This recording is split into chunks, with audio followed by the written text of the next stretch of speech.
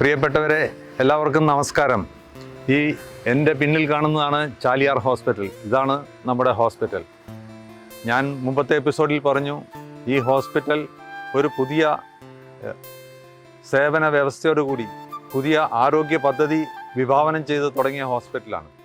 ഈ ഹോസ്പിറ്റലിൽ ഓരോ രോഗിയെയും ടോട്ടലായി കണ്ടുകൊണ്ട്, സമഗ്രമായി കണ്ടുകൊണ്ടിട്ട്, രോഗിയുടെ അസുഖത്തെപ്പറ്റി സമഗ്രമായി പഠിച്ചുകൊണ്ട് ആ രോഗിയെ ചികിത്സിക്കുന്ന എല്ലാ വിഭാഗങ്ങളും ചേർന്ന്, അലോപ്പതി മാത്രമല്ല, ഹോമിയോ, ആയുർവേദം, യുനാനി, സിദ്ധ, അങ്ങനെയുള്ള എല്ലാം സമന്വയിപ്പിച്ച് രോഗിക്ക് ഏറ്റവും നല്ല ചികിത്സ കൊടുക്കാൻ വേണ്ടി വിഭാവനം ചെയ്തിട്ടുള്ള ആശുപത്രിയാണ്.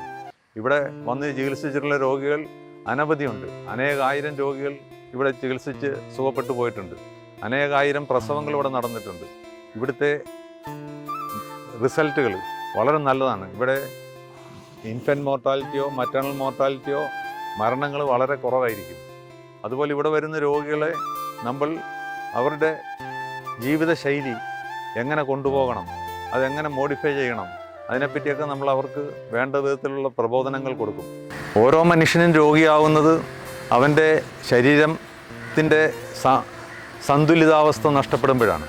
നമ്മുടെ ശരീരത്തിൽ അനേക കോടി കോശങ്ങളുണ്ട്. ഈ കോശങ്ങളുടെ ആരോഗ്യം മോശമാകുമ്പോഴാണ്, ഈ കോശങ്ങളുടെ ഉള്ളിലെ പ്രവർത്തനം ശരിയായ രീതിയിലല്ലാതെ ആകുമ്പോഴാണ് ഒരാൾ രോഗിയാവുന്നത്. നമ്മുടെ ശരീരത്തിൽ ക്യാൻസർ ഉണ്ടാവുന്നതും മറ്റ് അണുബാധ ഉണ്ടാവുന്നതും എല്ലാം ഇതുകൊണ്ടാണ്. നമ്മളെ ഒരു നോർമലായിട്ടുള്ള ഒരു മനുഷ്യനെ സംബന്ധിച്ചിടത്തോളം രോഗപ്രതിരോധ ശേഷിയുണ്ട്. ഒരു അണു നമ്മുടെ ശരീരത്തിൽ കയറി കഴിഞ്ഞാൽ ആ അണുവിനെ നശിപ്പിക്കാനുള്ള കഴിവ് നമ്മുടെ ശരീരത്തിനുണ്ട്. ഒരു ക്യാൻസർ സെല്ല് നമ്മുടെ ശരീരത്തിലുണ്ടായാൽ ആ ക്യാൻസർ സെല്ലിനെ നശിപ്പിക്കാനുള്ള കഴിവ് നമ്മുടെ ശരീരത്തിനുണ്ട്. അനുദിനം നമ്മുടെ ശരീരത്തിൽ ക്യാൻസറുകൾ ഉണ്ടാവുന്നുണ്ട്. എന്നാൽ ആ ക്യാൻസറുകൾ പുറമേക്ക് വരുന്നില്ല, അത് വളരുന്നില്ല. എന്താണ് അതിൻ്റെ കാരണം? നമ്മുടെ ശരീരത്തിൻ്റെ പ്രവർത്തനം സുഗമമായി പോകുന്നതുകൊണ്ടാണ്. നമ്മുടെ ശരീരത്തിലെ കോശങ്ങൾ ഈ ക്യാൻസർ തന്മാത്രകളെ നശിപ്പിക്കാൻ കഴിവുറ്റവരാണ്. പക്ഷേ നമ്മുടെ കോശങ്ങൾക്ക് തകരാറുണ്ടാകുമ്പോൾ ഈ ക്യാൻസർ നമ്മുടെ ശരീരത്തിൽ വളരുക മാത്രമല്ല, അത് മറ്റു സ്ഥലങ്ങളിൽ പോയി വ്യാപിക്കുകയും തലച്ചോറിലും അവിടെ എവിടെയൊക്കെ പോയി വ്യാപിച്ചിട്ട് കൂടുതൽ പെട്ടെന്ന് മാരകമായി മാറുകയും ചെയ്യും. അതുകൊണ്ട് നമ്മൾ മനസ്സിലാക്കേണ്ട ഒരു കാര്യം, നമ്മുടെ ശരീരത്തിൽ ദൈവം തന്നെ എല്ലാം സമ്പൂർണ്ണ ആരോഗ്യത്തോടുകൂടി ജീവിക്കാൻ വേണ്ടി സൃഷ്ടിച്ച ശരീരമാണ് നമ്മുടേത്. എന്നാൽ നമ്മുടെ ജീവിതം വഴിവിട്ട മാർഗങ്ങളിലൂടെ പോകുന്നു.